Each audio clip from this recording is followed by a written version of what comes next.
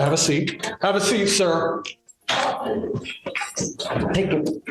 I'm just trying to be nice. Nice is with actions as well, right? I will compose myself properly, sir. And I would like to apologize to everyone in the court. I'm sorry. I'm trying to. I'm innocent. I am innocent. Read the original police report. I'm innocent. Calm down. I am innocent. I will not comply with this. I'll behave. Oh, I debated not coming because this is scary. This male Karen straight up lost his mind in court, and not just a little bit. He actually tried to chase the judge while screaming that he was innocent. Like, congratulations. Dude, you just completed the Courtroom meltdown speed run in record time. By the end of it, his shirt's half torn, his composure is gone, and whatever argument he thought he had went completely out the window. Let's be real. You don't win points by acting like you're starring in a Courtroom edition of WWE. Judges don't play around with that kind of nonsense. That kind of behavior can get you charged with contempt, or even worse, rack up new charges on top of what you're already facing. And here's the wild part. This guy genuinely seems to think that screaming and running after the judge somehow proves his innocence. Yeah, because nothing says I'm not guilty like acting out a full-blown Black Friday stampede. So what do you guys think? Is this dude just mentally checked out, or is he genuinely that clueless? Let's dive in and see how fast this train wreck unfolds. Have a seat. Have a seat, sir. Take it. Can I get my car? No.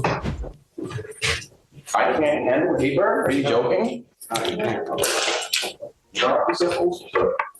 sued over Don Disso.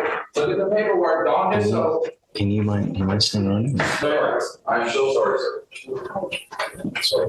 I don't know. I'll behave. I'm sorry. Oh, you tried to smile a little bit. Oh. I saw that. Yeah, what I say about composing. Okay, sorry. I'm just trying to be nice. Right. But nice is with actions as well, right? I will compose myself properly, sir. And I would like to apologize to everyone in the court. I'm sorry. I'm trying to. Stephen, just. No. Can I say so? I'm not trying to be.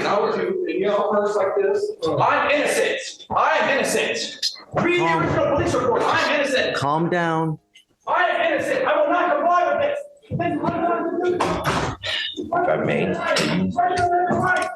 are you letting him out?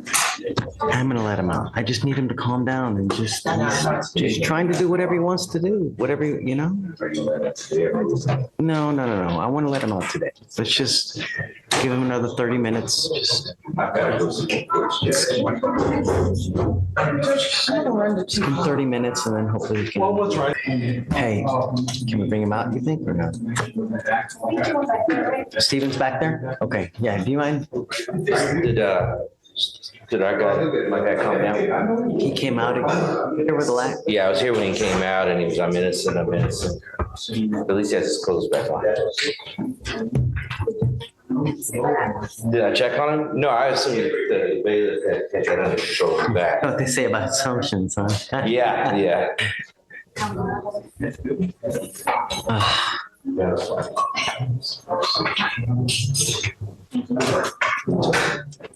Hey, How's it going? Good. I'll behave.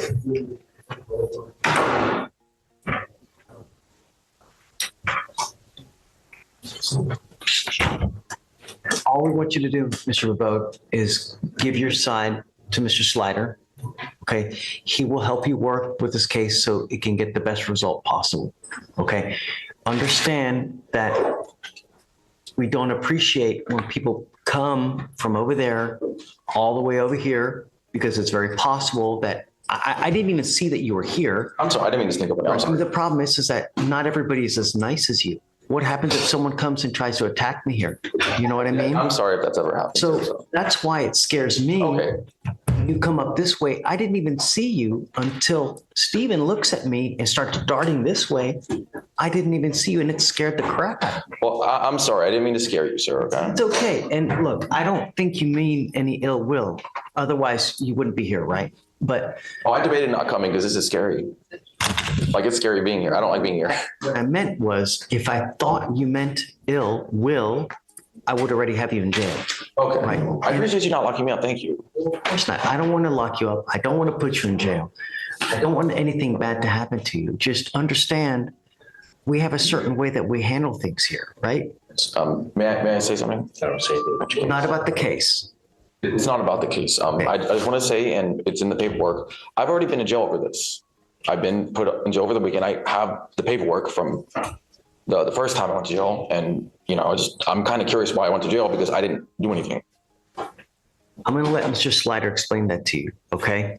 So just be wary that all I need you to do at this point is stay in contact with him. I'm going to waive the appearance for the next time. You don't have to come here. Okay? All I'm asking you to do is stay in contact with him.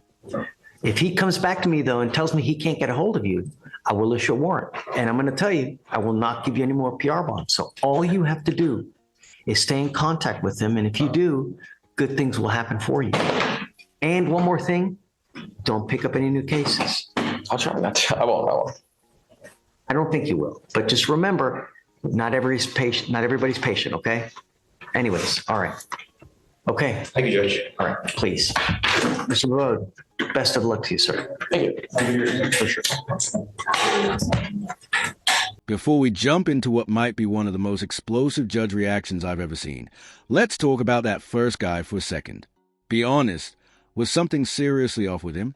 Because you don't just stroll into a courtroom and start yelling at a judge unless there's something not firing right upstairs. It was giving open MIC night for the unhinged. Maybe he actually was innocent, sure, but shouting, "I didn't do it," on repeat isn't exactly a master legal strategy. If the bailiff hadn't been standing there, who knows what could have gone down? And that's exactly why those officers are trained to step in so fast. And now, just when you think the chaos is over, the next clip kicks in. And this time, the judge completely loses it. He slams the gavel, the courtroom goes silent for half a second, and then things get loud fast. Buckle up, because it's about to get messy. I reserve all my God-given rights. I waive. Let me let you in on the secret. I'm not representing myself. I am myself. Your appearance? Good morning, Judge McNally. Cezanne Barta, P65425 on behalf of Bank of America. Your name, sir? I, Patrick Shanley, am before this court by special appearance. Hang on, Without waiving hang on. any rights, Mr. remedies, or Shanley, defenses. Mr. Shanley, I am not waiving defects of services, nor am I submitting to the jurisdiction of the court or the alleged plaintiff in this cover of law action. I didn't ask you that. I reserve all my God-given rights. I waive. Let me let you in on the secret. I'm going to listen to you, but I'm not going to play games. I asked you for your appearance. I read your briefs, period. I didn't ask you to go on like that. Don't do it again. But you can proceed on your motion to dismiss counterclaim. Congratulations, Mr. Shannon. That's the first time I've used that goal in years. Go ahead. Your Honor, I'm hoping this ends today. There are two motions before you. One is to quash the matter against Weber and Olsey and the 5 named defendants from my office. I believe the last time you were here, brother counsel, Mr. Werber, that was here, he advised me that you told Mr. Shanley that he needs to hire an attorney because he was treading on some dangerous water. And he has not hired an attorney. Well, I didn't say he needed to. I strongly suggested that he do that. Because he was treading on some dangerous water in the claims that he's making. We're asking for the matter before Weber and Olsey and the 5 named attorneys to be dismissed at this time, Your Honor. If you don't mind, I'd like to take the motion to dismiss the counterclaim first. It was filed, and I understand there could be reason for confusion. Your office filed 2 separate motions. You filed a motion to dismiss the counterclaim, which focused on the claim that Mr. Shanley has against Bank of America as Bank of America being counter-defendant. And then you filed a motion to quash summons and dismiss third-party defendants on the claim that Mr. Shanley has against the law firm Weber and Olsey's PLC, which really should have been, as you know, a third-party complaint, and then as against the individual lawyers that I already mentioned, which would include yourself, Michael Olsey, Michael Kirschenheiter, Jeffrey Werber, and Sandra Francis. So let's proceed first. I object. You can object all you want. Let's proceed with the motion to dismiss counterclaim. I object. I'm telling him I want him to argue that one first, Mr. Shanley. What are you objecting about, besides the fact you just want to get loud? I have my affidavit before you, the paperwork. That's what matters in this case. Mr. Shanley, I have two motions. I'm going to listen to what you have to say. I'm telling him I want him to first proceed with his motion to dismiss the counterclaim that they filed pertaining to your claim against Bank of America. Then after that is argued by both parties, he can go on to the motion to quash the summons and dismiss the third party purported counter defendants or third party defendants, both the law firm as well as the individual defendants. That's all I'm saying, sir. There's no reason to object about anything here. I swear, if someone can explain why these sovereign citizens feel the need to object to literally everything, I'm all ears, because my brain can't take much more of this nonsense. These people watch one YouTube video about maritime law and suddenly think they've unlocked the secret cheat code to the U.S. legal system, that you're facing real criminal charges. But your big defense plan is pretending the United States is a corporation and you're not an employee? Make it make sense. It's like hearing a Robocle scam come to life. Half fake legal jargon, half your car's extended warranty energy. And here's the kicker. Judges are legally allowed to ignore this kind of garbage entirely. It's literally written in case law. These sovereign arguments hold zero weight in any courtroom, period. So all the dramatic, I do not consent nonsense just gets you laughed at. Honestly, the only thing more painful than his legal logic is that voice. He sounds like a cartoon villain who didn't make it past auditions. Anyway, let's roll the next part, because somehow it gets even dumber. Go with your motion. Your Honor, our motion, we're going to rely on our written brief. However, I'm going to make it very short. He solely relies on that verification was not met by Bank of America, but Bank of America did validate. I object. He can't speak for a fiction. Sir. This is a courtroom and we show one another courtesy. You will have an opportunity to respond to whatever he has to say when he's done, okay? Be glad to give you all the time you need. Go ahead. Your Honor, Bank of America is not considered a debt collector, and the FDCPA only pertains to debt collection companies. So the FDCPA does not apply to Bank of America. And his sole claim is that there's a violation of the FDCPA. But if Bank of America were deemed to be a debt collector, they still verified the debt to Mr. Shanley and sent all relative documentation. The fact that they did not provide Mr. Shanley what he believes they should have given him is not a violation in and of itself as well. So, and that's the sole reason he filed his counterclaim against Bank of America. And it just does not hold water at this point. All right, Mr. Shanley, your response. Have you read my affidavit, sir? I'm not a witness. I'm the judge. Of course, I've read everything in this brief. Everything I have to say is in my paperwork in there. So here's what I'm left with. On July 21 of 20, it appears to the court that the defendant counter plaintiff entered into a contract with plaintiff counter defendant Bank of America. Also, the claim is that Bank of America failed to validate the account.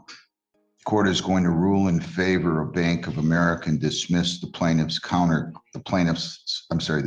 slash counter plaintiff's counterclaim versus Bank of America for the following reasons.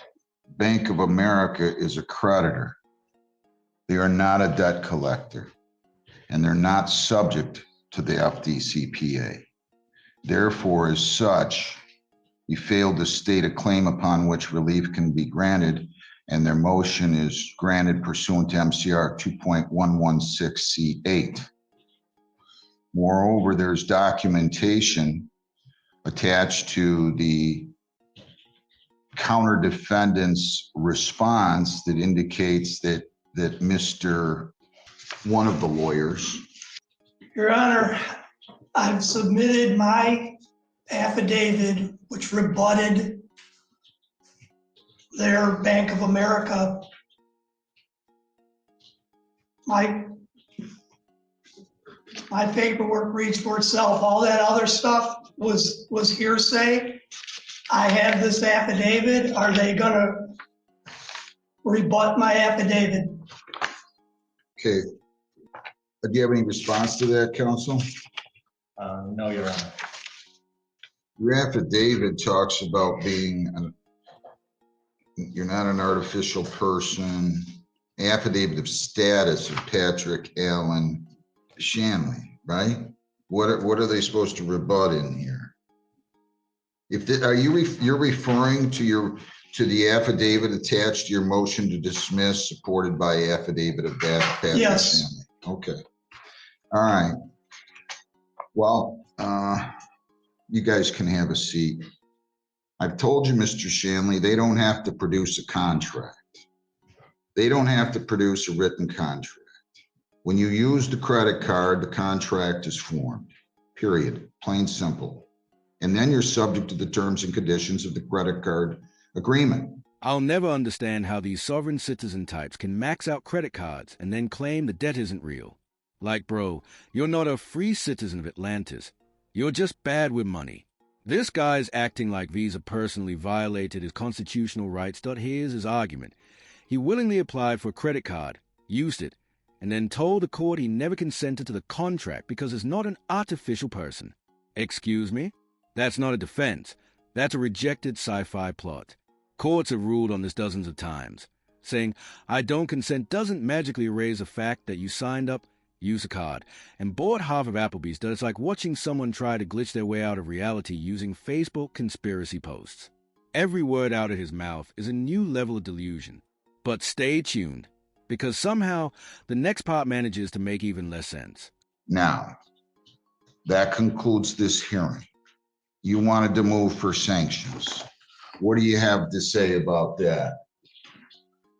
Your Honor, other than the time and effort that has been put into this matter in responding, there's another case coming down the pipeline. I don't know if Mr. Shanley's been served with that case. It's another Bank of America case. If you do not award sanctions of any kind, then I don't believe it would be fair for the attorneys in my law firm at Weber and Olsey's to have to put additional time and effort on the next case. So I believe it's imperative that you grant the sanctions at this time, so that this doesn't happen again. Mr. Shanley? Your Honor, the last time I was here, you lectured me on that I should Get a lawyer. get a lawyer and pro se. Okay, I'm not doing this pro se. I'm not representing myself. I am myself. I have an affidavit there that rebuts Bank of America's claim.